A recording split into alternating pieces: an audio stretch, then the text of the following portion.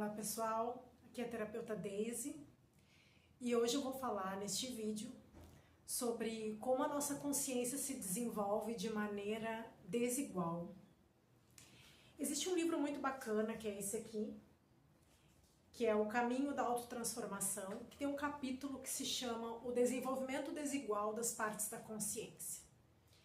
E ele fala muito claramente que nós temos partes da consciência que se desenvolvem muito bem, que nós vamos chamar elas de unificadas, que elas estão presentes no nosso eu consciente e conseguem atuar conforme a nossa vontade. E existem partes completamente separadas da nossa consciência, que atuam à revelia da vontade consciente, ou seja, mesmo que a vontade consciente queira ir numa direção, essas partes vão em outra direção. Vamos dar o nome disso, como Jung falou, dos complexos autônomos, né? Vamos dizer que isso seja a sombra, como o professor Hélio Couto fala também no Reino das Sombras, que é aquilo que a gente deixa escanteado, a gente não quer entrar em contato, a gente está funcionando numa realidade paralela àquele conteúdo. E quanto mais aquele conteúdo é negado, que aqui no caso desse livro é chamado partes da consciência, quanto mais essas partes são negadas, quanto menos a gente permite que elas venham para o consciente, quanto maior essa distância, mais elas têm chance de atuar no sentido negativo, porque elas estão querendo viver também, são partes da nossa consciência. A nossa consciência se desenvolve em vários aspectos. Se eu nego uma parte da minha consciência que se manifesta através de um pensamento, de um sentimento, de um impulso para a ação, eu estou negando uma parte minha, eu estou em desunião. E, consequentemente, além de essa parte escondida, essa sombra, vir à tona quando eu menos espero, e à medida que a minha vida avança, mais força isso ganha, porque isso quer viver, também eu me separo, eu tenho menos união em relação às outras pessoas, porque eu estou emanando uma vibração de desunião dentro de mim. Por exemplo, de forma prática, você já deve ter visto na sua vida pessoas que têm uma vida funcional no externo, no trabalho, na sociedade, nas hierarquias, em algo organizacional, uma pessoa que se desenvolve muito bem, mas que emocionalmente é aquela pessoa extremamente imatura. Ou acontece algum evento na vida dela que fica muito claro o nível de imaturidade dela. Isso significa que há um contraste. Uma parte dela está funcional no externo e interiormente ela não é funcional, porque aquela manifestação infantil destoa do resto. Esse é um exemplo clássico de quando nós temos partes da consciência muito presas ainda em eventos primitivos, em dores não choradas, em não poder nos permitir acessar tristezas ou camadas emocionais muito profundas ligadas a eventos traumáticos do passado, de infância ou de outras existências, que nós não queremos entrar em contato porque não temos estrutura para fazer isso, e isso pede vida, isso pede espaço, isso pede fluxo na nossa consciência. E às vezes é simples, às vezes é só algo que a gente tem que parar quietinho. No caso das mulheres isso é mais fácil porque a nossa natureza é mais do acolhimento. Permitir, né, fazer uma oração, pedir para o eu superior ajuda ou permitir que aquele sentimento venha à tona e acolher. E às vezes é possível até identificarmos que memória é aquela. Porque a sombra vem carregada de memórias, de eventos com um conteúdo vivo.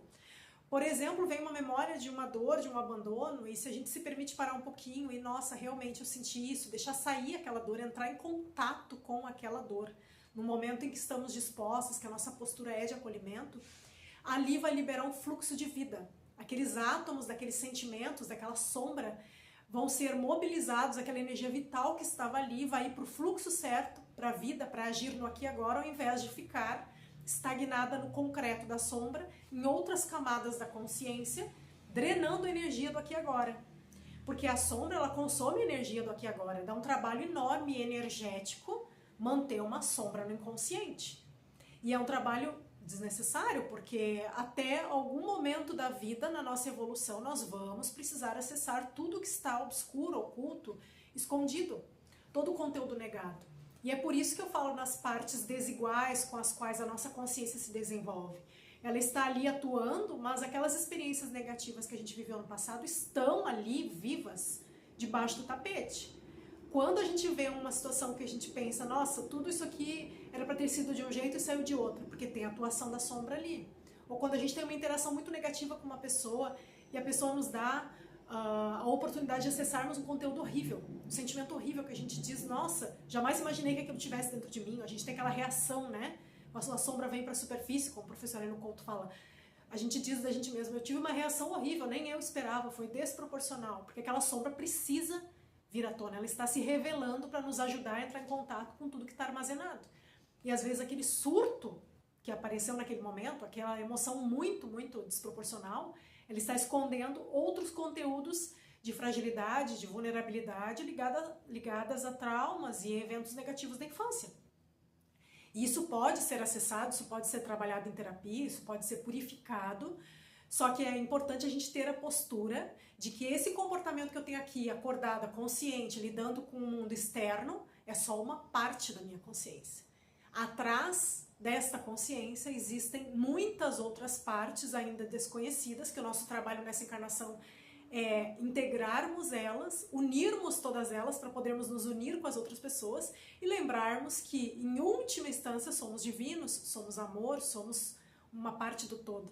Só que até isso ser integrado, esse ego tem a função de purificar os sentimentos aprisionadores que trazemos de muitas existências. Esse também é um trabalho daqui, desta encarnação. A consciência também está a serviço disso, porque isso nos torna mais capacitados para podermos escolher a divindade, termos o livre-arbítrio de escolher. Sim, eu reconheço tudo de temporariamente negativo que existe dentro de mim, mas eu escolho trabalhar na luz, eu escolho ter uma postura benéfica em relação à vida, eu assumo a responsabilidade pelo meu caminho, eu reconheço que o todo é amor, eu assumo a responsabilidade pelo que eu tive que aprender enquanto a realidade temporária negativa se expressou através de mim. E é para isso que serve a consciência de que temos várias partes atuando ao mesmo tempo. Para sabermos que em algum momento um sentimento negativo, um pensamento negativo ou uma ação desproporcional, impetuosa está mostrando esse conteúdo. E isto vem para ser purificado, isto vem para ser olhado, integrado. Quando eu consigo unir tudo isso, seja em terapia, seja eu mesma, conversando comigo, serenando a minha mente com meditação, com alguma prática com a qual eu me identifique, purificando esses sentimentos, sendo honesta comigo mesma, eu tenho a chance de viver mais fluidamente e de fazer valer essa encarnação no sentido espiritual, de que eu estou unificando tudo dentro de mim. E aí eu posso ser o quê? Canal da centelha. Eu posso permitir que o todo atue através de mim, porque uma mente agitada, totalmente comprometida com equívocos, por causa da sombra, por eu estar fazendo um esforço enorme para negar o conteúdo dentro de mim, que é temporário negativo, não vai permitir essa mente que o todo atue, que a gente viva alegrias, bem-estar e coisas boas aqui, né? Que a gente consiga ter paz, porque é só na mente que a gente pode ter paz. No externo a gente não tem controle de nada, ainda mais em época de transição planetária. Mas se tivermos paz na mente, pela união, a integração de todos os aspectos da nossa consciência, nós podemos viver com qualquer que seja a realidade externa de uma outra forma, com bem-estar, com a confiança em Deus de que está tudo certo. E além da sugestão dessa leitura, que esse livro é muito bom, ele é bem básico, mas é válido, eu deixo também a sugestão da leitura de um livro muito profundo, que é esse aqui, do Godinho, que fala sobre essas partes da consciência como personalidades. Na interpretação dele, na leitura, na bibliografia que ele desenvolve, ele trata isso como eu aqui, a ponta encarnada, e os egos e os complexos autônomos de outras encarnações, que o espírito é um só, mas ele foi uma personalidade em uma outra encarnação, essa personalidade ainda estaria atuando aqui, como se eu fosse um condomínio psíquico com todo mundo ali dentro, e negativamente algumas, ele diz que em média 7 ficam atuando ao mesmo tempo, que seriam essas partes da consciência desiguais, que ficam presas em situações de passado, aqui experimentando a encarnação como uma interferência no eu consciente. Então aqui nesse segundo livro ele aprofunda um pouco mais, é uma outra abordagem, mas que complementa a visão de que tudo são consciências e de que nós viemos para integrar tudo isso, independente do nome que a gente dê.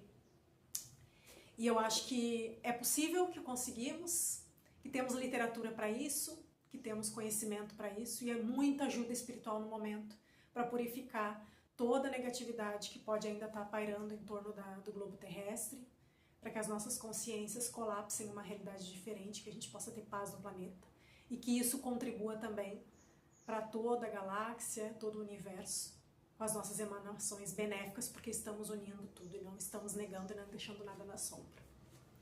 Era esse o vídeo de hoje. Obrigada por assistir. e até o próximo vídeo.